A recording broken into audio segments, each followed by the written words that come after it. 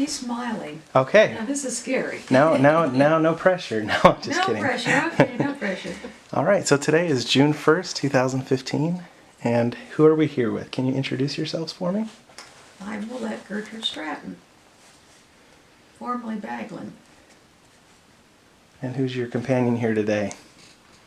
I'm Karren Leroy Stratton, better known as Bud.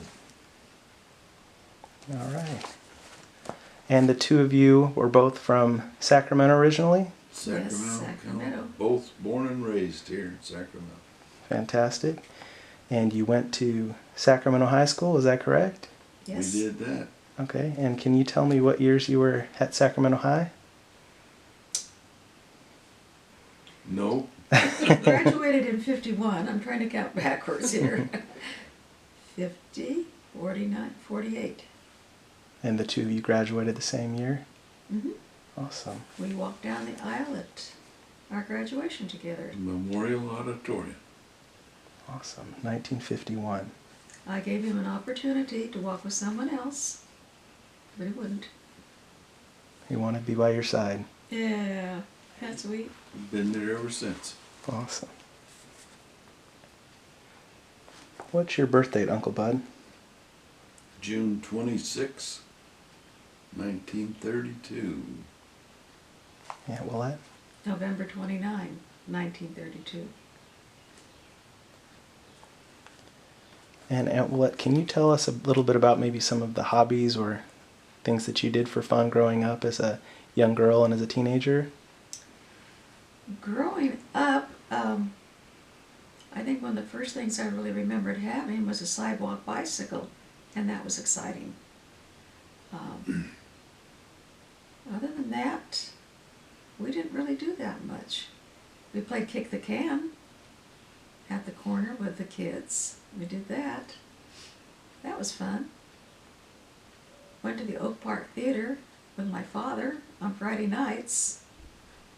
California Theater, that was in the same vicinity. And you got free bags of groceries sometimes if you had the right numbers. Mm. Is that something that you and your father did just Yes. alone together? Yeah, I was supposed to be the boy. That's how I got my name. His was Willette. And so I was his boy. And he never called me by my name. He always called me daughter. Interesting. So, didn't grow up with a real exciting life. We had fun.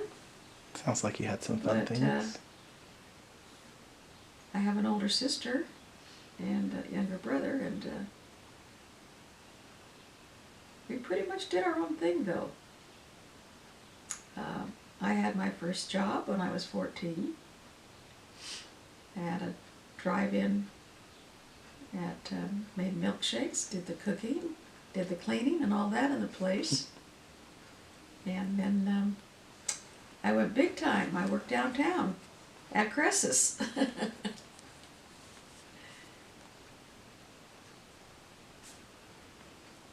How about you, Uncle Bud? What are some of your childhood and early teenage memories? Well, I can remember we lived in a place called Bush Quinn, which was on the corner of Riverside Boulevard and Sutterville Road, back of the zoo. And I had an aunt and uncle, and their family lived upstairs, and our family lived downstairs. It was a big old roadhouse, and they had a great big rec hall, like a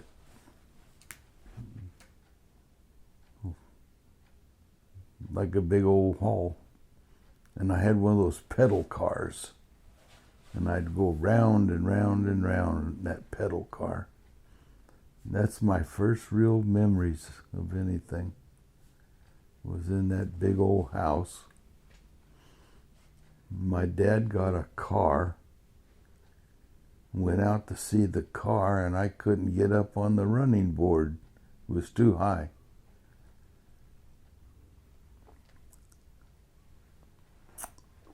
But from there we moved over to First Avenue, where the freeway is now.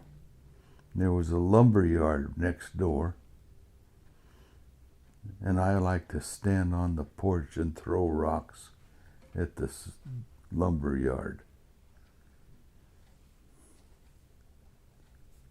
And from there we moved over to Stockton Boulevard, 9th Avenue, and that's where I started kindergarten and had all those fun times.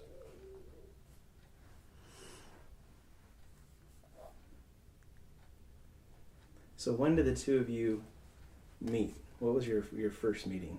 How did you meet? I chased him.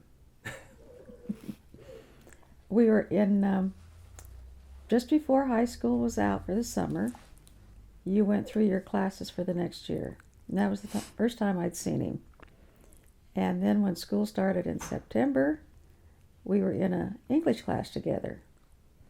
And I had no reason to be in the quad, my friend and I, but I really liked this guy who wore a brown suede jacket, a white dress shirt, Levi's, and what's those shoes you call them?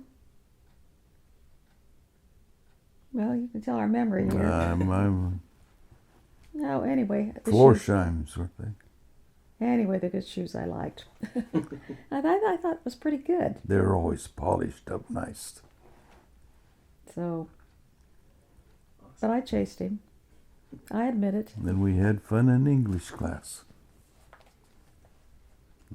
I don't even remember the teacher. I don't either. Very memorable. I will say this, though. Our first date, I thought he was just joking around. And so here, I just barely got home from work, and he shows up at the door to go to the football game in Stockton. So my mom and dad, sure, go ahead and go. So we went. And the next date, he took me to a sacrament meeting. Had a hard time with the steak. I didn't understand that. I wanted to eat the steak. But he clued me in, got me straightened out on that. And from there on, it just went. What were your first impressions of the church? Do you remember what you thought?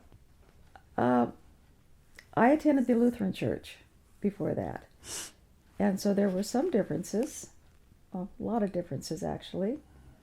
And he told me I couldn't take the sacrament because I wasn't a member, and I thought, okay. That was about it. I just went to church with him from then on. From then on, you went to church with him? Mm-hmm. Awesome. That's when sacrament meeting was at night. And yes, we made out after we got home. I admit it. We weren't dumb. I'll put him on the spot. That's a good segue then. So the two of you were married. Yep. Tell us a little bit about your marriage and the day that you got married. It was in Veda and Ray's backyard. My oldest sister. Yep. And you all know Grandpa Stratton. He was a character, he really was, and he was so embarrassed. At that time, we got a big 5-gallon can of strawberry punch that you got from Carnation Creamery. And it was sitting right where the people who would come were sitting, and Grandpa knocked it over. And so it was all wet. Did that bother him? No. Just a little bit. Big mud pot. We didn't even get any of our cake because it all got ate up. And then we went to San Francisco for our honeymoon, and we took Grandma and Grandpa's car, and people thought we were going to take our car, but we didn't, and they dumped a garbage can in ours. And that's what Grandpa Stratton was driving, and he had to clean it out. And we went downtown to a restaurant. Yeah. And they brought us a glass of water and the menu. And after 45 minutes, we got up and left. Yeah. They never did come back. they just stayed in the back yakking away. So we said, forget this, and we went on to San Francisco. And there was a big fancy restaurant down Robert's Fish Grotto. K Street, yeah. So Interesting. How many years now have the two of you been married? 63 come June. come June. Yeah. 63 years. You can tell that you guys love each other and you're together and side by side. What do you think some of the keys to a successful marriage have been for both of you? Side by side. What's give and take? She takes care of me all the time. Well, now he takes care of me, the way we are with our ages and whatever. But no, we had a good life. There were times that were rough. But we always Starting been off together. financially, but we made it through. This was to be our first house, and I was expecting our daughter Carol, and we've been here ever since. And Carol's what now? She was born in '60, so here we are. Yep. We don't go far. I one time sat and figured it out. He had his tonsils out, and I was not with him when he had his tonsils out. But when the foot was crushed, he had 11 trips to the hospital, and counting all the other times, 32 trips to the hospital for various things. Keep the hospital. Okay, we were going to go to Lake Tahoe, and did a lot of cooking with the chicken and etc., as you do with 4 kids, traveling, and he came home from work and started to load the car up, and Karren had on one of those bathing suits that was elastic, and he pulled the elastic out, and he said her back is all broke out. She had chicken pox. We didn't go on the trip, and I was pregnant with our Sandy at the time, and of course the kids itched a lot, and so Karren shared it with Carol, and I spent several nights with each one of them in a bed, putting chamomile, that lotion anyway. It's terrible to get old and can't remember some things. But anyway, that was one of the first things with the kids. They really were, I'm trying to think though. Mostly good times with the Yeah. kids. They really were. They all went to seminary. They had a routine, the girls. The first one up got the bathroom, because we have one. And when they finished in there with their shower, they went out, went into their room. There's the floor-length mirrors in all the bathrooms, or bedrooms. And then the next went in, and it was just a revolving door while they are ready to go to seminary. You have a good system there, huh? They had a system. They did. They worked it out. Good. If the door was closed and light on, somebody was in there. That's right. Don't think you're going to get in. It's their time. Now, Uncle Bud, I know that the last time we talked, you mentioned that you'd served as bishop in 6th Ward. Can you tell us a little bit about your experience as a bishop and how that went? Well, it was a Wednesday night, and got a call from the stake presidency to come over. And Mom here was the stake young women's president. And our Karren was going to get married in a few days. They were having a bridal shower. So I was going to pick her up. So I went over to where the shower was and got her. And we went to the church, thinking they were going to talk to her. And they called me to be the bishop. Told her she'd have to be released, which made her sad. Then we came home and told our girls who were here at the time that what had happened, and we went over to the Sutter Hospital, was it? Kaiser. Kaiser Hospital. And my mom was in there. And we went in and told all my sisters, their families that were standing there. And my mom died before I got into the room where she was.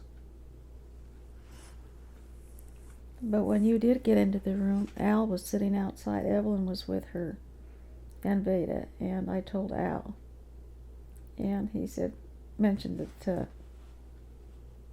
Grandma didn't know about his calling. We said, no, she didn't know. He was the first one we told outside of the girls. So.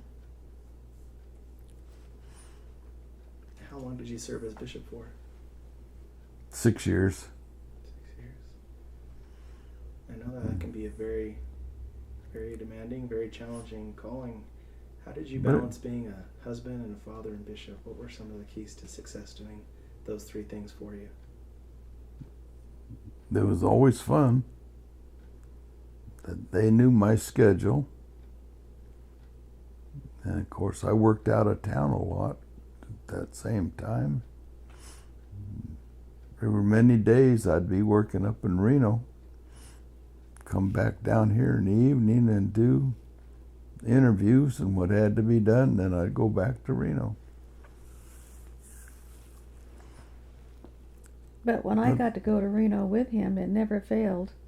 He was supposed to be there maybe 3 days. The office would call him and tell him he had to come back down because there was a problem. And every time I went, we had to come back down. I was a jinx. And she'd get sick. Yeah, I got sick up there. Had my gallbladder out when I got back. But I don't think we really had too much pressure, did we? No. We had a few occasions in the ward, situations that They were bad. They were bad, but nothing affected our family life that I remember.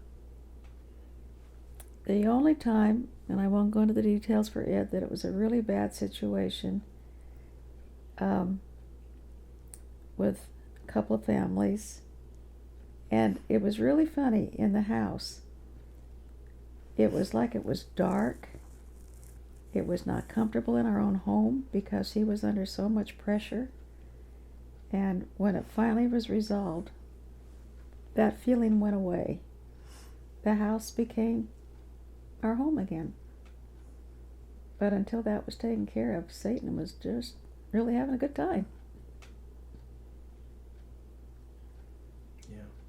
Yeah, it's so important to have a good spirit in your home.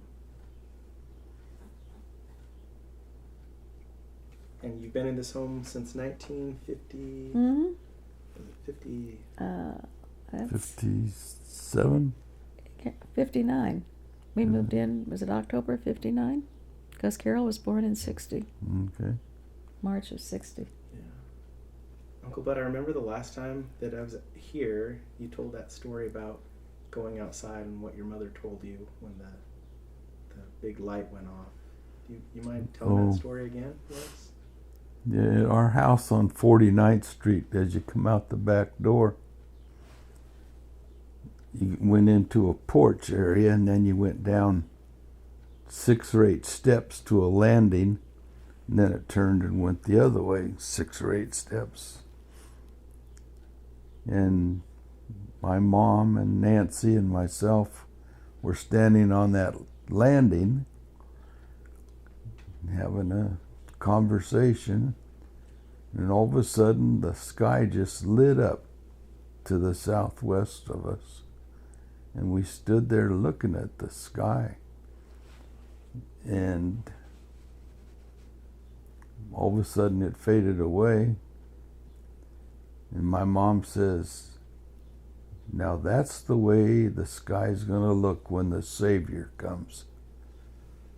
And it was the next day or so we found out that that was the first rocket fired from Vandenberg Air Force Base, preliminary to the moonshot.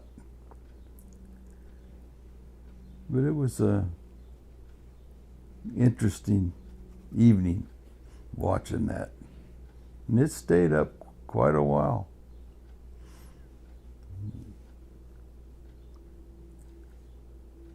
I appreciate you telling that story. I think it's great when parents take little opportunities to teach their children about the gospel or just about life, things that they can learn. Our mom was good at that.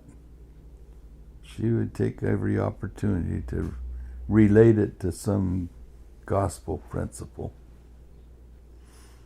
I stepped on a nail one time, and the nail went clean through my shoe, through my foot, was actually sticking up between the shoestrings of the shoe. And rather than panic and get it out, she says, "Now you know how the Savior felt." Well, I did that because that big old nail was sticking all the way through. But I certainly did know how he felt, at least in my foot.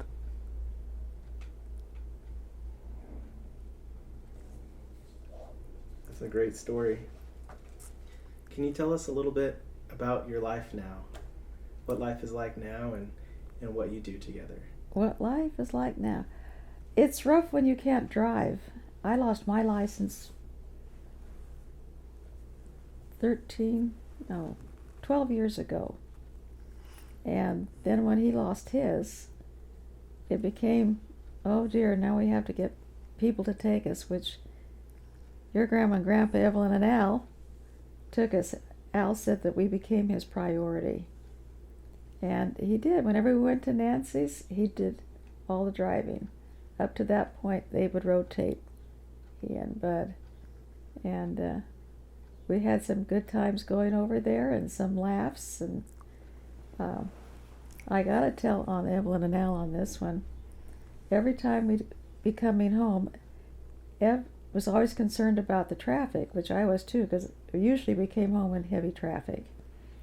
And when we'd leave the freeway and go around these things with all the, whatever they call them, before you hit your street you're going to, Al would say, "Ev, let's go get our sleeping bags and sleep under the stars tonight." "No!"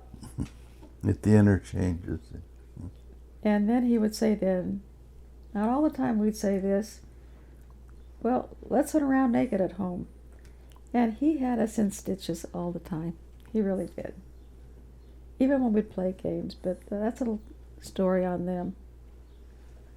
I think it's wonderful how the two of you and Al and Ev and Nancy and Bosco, how everyone had a friendship and a good relationship. What are some of the keys in your mind to maintaining good relationships with people for years and having good relationships? What do you think some of the keys are? Well, especially with the family stages close together. And like us, Evelyn and Al would take grocery shopping and everything else. And okay, so what are some of the keys to a good relationship? You mind repeating what you said, Uncle Bud? no, just staying close together as a family, supporting each other. And when we get to the point where one of us can't do nothing, the other one takes over. But we did have disagreements. We were not perfect. We didn't go through these 63 years without a few words. Yeah, us. Yes, us. But I found early on in the marriage, if I and I knew it too, so I was being really nasty with it. If I didn't talk to him, that really got to him. But we got through it, huh? We're still going at it, huh? Yeah.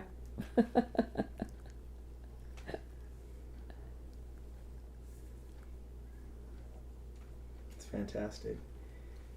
So how do you see the world now versus how you saw the world back as newlyweds? How has the world changed, and what are your impressions now, all these years later, how society and how the world is? Well, of course, it just keeps changing all the time.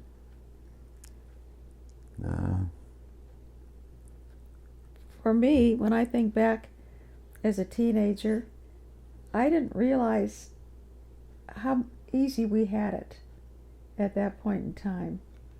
From what the world was then to what it is now, and then going into World War II and all of that, and realizing how things were. And seeing what things are right now, it's kind of, I think it's scary right now. I feel sorry for young people. I think it's a tough world out there. And I don't think we had that tough a time. No, we lived through the rationings of World War II. And then, of course, when we got married, the Korean War, we survived that. It seems always there's a world pressure going on somewhere. And to some extent, they really affect everybody. I think what helped me somewhat when he was in the military, as Nancy mentioned, Bosco was in the military too. They were overseas at the same time. And I actually lived with Evelyn and Al for about 6 months before moving in with Grandma and Grandpa. And Nancy was good for me, and I think I was good for her. I had a car, she could take it when I wasn't using it. And being with Grandma and Grandpa, they were so, to me, so different personality-wise. In fact, our kids called them Big Grandma, Little Grandpa, and vice versa, because my mother was small, and so she was Baby Grandma on my side, and my dad was Big Grandpa. So they had their own names for them. But as I mentioned the other day, living with them, it was entirely different living in their home than living in the home with my mom and dad. The atmosphere was entirely different.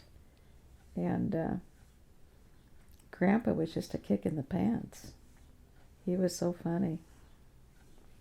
And I have tried so many times to make a pot roast the way he did.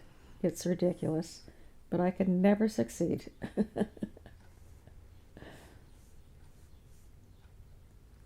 So, let me ask you, considering that loved ones, children, grandchildren, nieces and nephews, and other people will like to see your video and like to hear what you have to say, what would you like to tell your relatives and your friends who may see this film? What would you like them to know about your life or maybe your feelings? Keep smiling. Things will always be better. We have really been blessed with some good friends. And when both of us lost our license, there were those who call, we'll take you. That's that kind of thing. And those were hard things to do. It was to call for help. When we lost our car, we just like losing an arm and a leg. You just don't realize how much you depended upon that car. And but we do have great friends who've helped us. Yep, family and friends come and haul us around.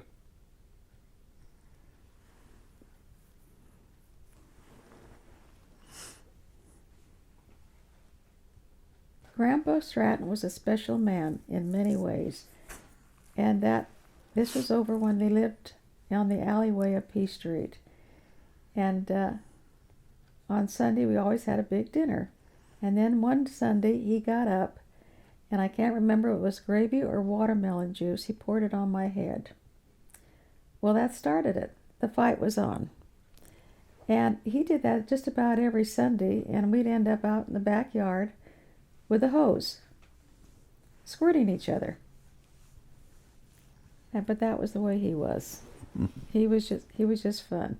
And if you could have fun back with him, he'd do it to you all the time. And we did that all the time. And what was your grandfather's name? That was Roy Stratton. That was his dad, my father-in-law. And then I'd like to rub it into him, this guy over here, and Veda, and Aunt Isla, and Aunt Evelyn. Nancy. And Aunt Nancy, yes. When he retired from the state of California, the telephone call I got was, would I bring Mom to the place where they're having his party, which was Sam's Hofbräu out on Fair Oaks. And I said, sure, be glad to. And got out there, and they were not invited, but I was. So I've always held that over them. Nope, none of the family was invited but her. Yep. And they were a little surprised when they found out that I went. And we have his retirement book. So. Sounds like he was fond of you. Yep. We had a good relationship, we did. Awesome. To show what a small world it is, when I went in the military and I went to Japan, I was stationed at a place called Kamaki, which is just out of the city of Nagoya. But Nancy's brother-in-law, Francis, he was the senior missionary there in Nagoya. So I got to go over and visit he and his companion and go to church with them in a Japanese branch rather than going in the military all the time. It was kind of exciting to me. A few times I was the only Aaronic priesthood there because I hadn't been made an elder. But I'd get to do bless the sacrament with a little Japanese boy. It was a good experience. A lot of good fun there.